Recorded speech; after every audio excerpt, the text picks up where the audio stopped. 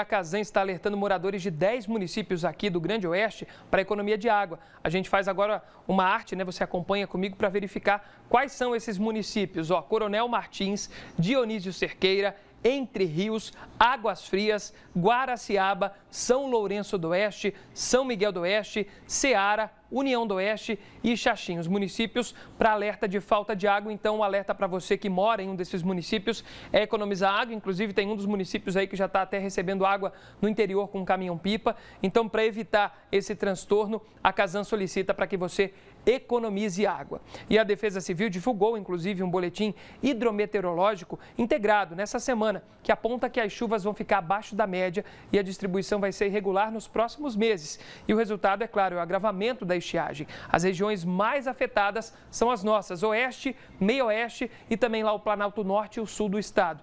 Por isso, eu converso ao vivo agora com o Frederico Moraes Rudolph, que é coordenador de monitoramento e também de alerta da Defesa Civil aqui de Santa Catarina, e conversa ao vivo com a gente pela internet. Frederico, seja muito bem-vindo ao Balanço Geral. Tem uma explicação, Frederico, para essa situação que a gente está vivendo nesse momento aqui no nosso estado? Boa tarde a todos os telespectadores. Estamos vivendo aí uma continuidade aí de uma estiagem que se prolonga aí desde do meados ali de 2019, né? Então, isso está agora voltando a se agravar. Nós tivemos um leve alívio ali em junho, com chuvas em algumas áreas até acima da média, mas desde julho, agosto e agora essa perspectiva aí para os próximos trimestres de chuvas abaixo da média.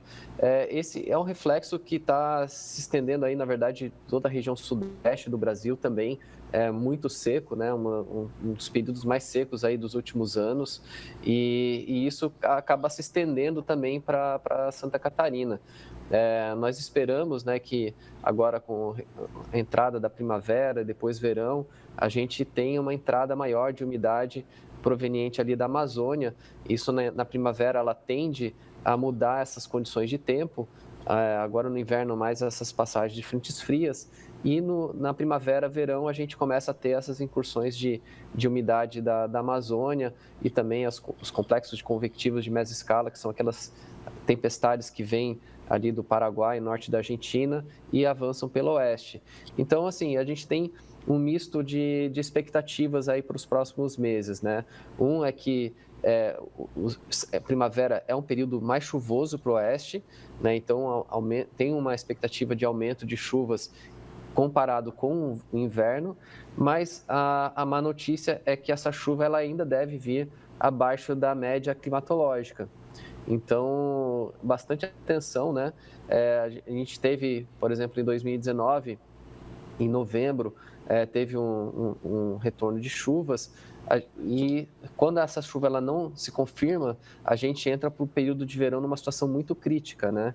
Então, a gente passa para o período seco, o período chuvoso ele não se confirma, e aí a gente acaba entrando para um período de verão, que daí são chuvas mais localizadas, e isso fica numa situação mais complicada. Então, bastante atenção para esse período de primavera, para que as chuvas elas tendem a aumentar em termos de volume comparados com o inverno, mas elas tendem a ficar abaixo da média. Então, essa necessidade de racionamento e de uso consciente da água, ele fica bastante forte para os próximos meses também. Frederico, algo que chama a atenção é que não são só para os produtores rurais, para quem mora no interior, mas também no meio urbano está tendo risco também de faltar água.